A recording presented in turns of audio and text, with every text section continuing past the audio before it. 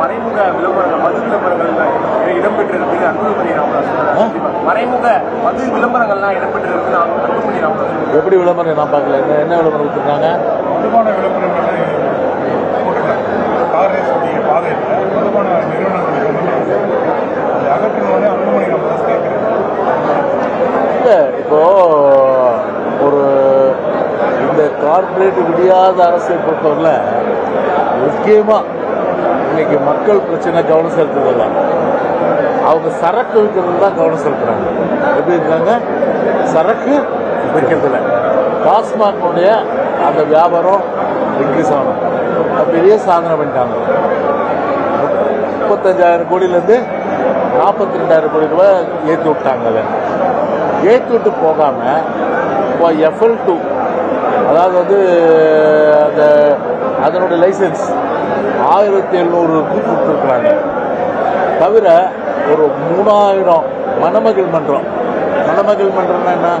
ஒரு குடிச்சிட்டு சந்தோஷமாக இருப்பீங்க. போயிருக்கீங்களா மணமகள் மன்றத்துக்கு? நீங்கள் போலியா? கேள்வி கேட்டீங்களா? மணமகள் மன்றம் மகிழ்ச்சியாக இருக்கிறதுக்கு மணமகள் பாருங்க எவ்வளோ எதை பற்றி சிந்திக்காதா. கமிஷன், கலெக்ஷன், கரப்ஷன் அது எங்களுடைய அடிப்படை விஷயம், என்னோட அடிப்படை உரிமை. ஆனால் நீ போதையிலே இரு, சாப்பிட்டுட்டே மனமகிழ்ச்சியோட இரு.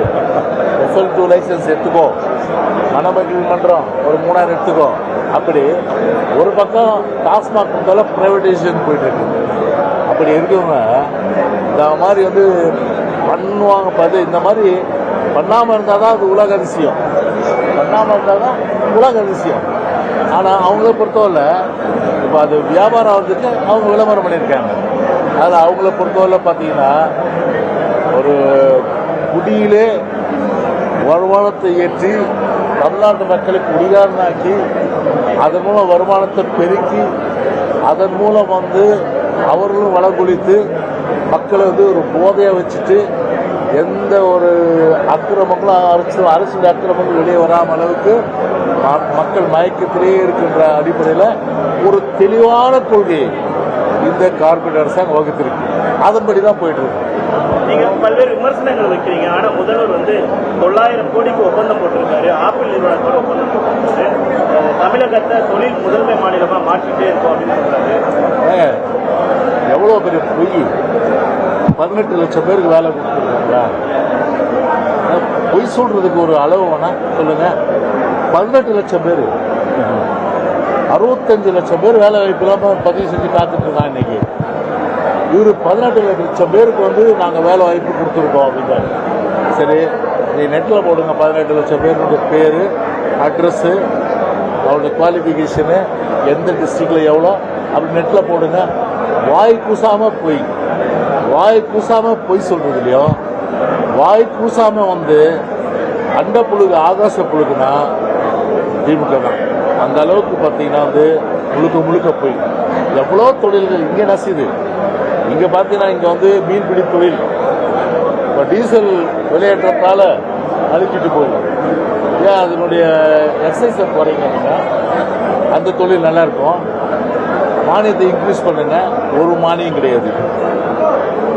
நெசவு தொழில் அதே போன்று கைத்தறி தொழில் எல்லாமே பார்த்தீங்கன்னா இன்னைக்கு வந்து பவர் மின்சார கட்டணம் ஏற்றுனால இன்னைக்கு இதாகி போச்சு. ஒரு பக்கம் வந்து மாநில அரசு இப்படி செய்யுதுன்னா மத்திய அரசு இப்போ வந்து 38 ரூபா கமர்ஷியல் சிலிண்டருக்கு வந்து விலையேற்றிருக்காங்க. ஏற்றிட்டு இப்போ வந்து சுங்கச்சாவடி போனாலும் சுங்கச்சாவடி கட்டணம் கூட ஏற்றியாச்சு. இப்போ அதை வந்து மத்திய அரசு இன்னும் வந்து அதை வந்து செவடங்கால ஊழல் சங்க மாதிரி எது வேணா கத்திக்கோ, நாங்கள் அதை பற்றி கவலைப்பட மாட்டோம்னு சொல்லிட்டு இன்றைக்கும் வந்து அது சுங்கச்சாவடி கட்டணத்தை குறைக்கிறது நடவடிக்கை எடுக்கலை. சரி, 38 ரூபா இப்போ கமர்ஷியல் ஏற்றுனா டொமஸ்டிக் நினச்சிருக்காதீங்க. டொமஸ்டிக் ஏற்றினா தான் உங்களுக்கு பாதிப்பு நினைக்காதீங்க. கமர்ஷியல் 38 ரூபா ஏற்றினா ஒரு ஹோட்டலில் என்ன பண்ணுவான், பல சிலிண்டர் வாங்க. ஒரு சிலிண்டர் 38 ரூபானா அவன் என்ன பண்ணுவான், அந்த 38 ரூபா ஏறுதுன்னும் போது யார் தலையில் போய் ஒரு அந்த அதிபர் வந்து ஹோட்டல்கார் வந்து அந்த இதை விதிப்பாங்க. சாப்பிட்றவன் தலையில் தான் விழும் அந்த 38 ரூபா. அதே போல் டீ கடை, அவர் டீ விலை ஏற்றுவாங்க. அதே போல் எல்லா விலையும் வந்து கமர்ஷியல் அந்த கேஸ் வந்து ஏற்றுறதுனால விலையேற்றம் வருகின்ற ஒரு நிலைமை உருவாகும். அதனால் மத்திய அரசு அதோட மக்களோட செயலை கண்டிப்பாக பண்ணக்கூடாது. அது உடனடியாக திரும்ப பெறுறது தான் ஒரு உசிதம். ஓகே, எடுத்துக்கணும்.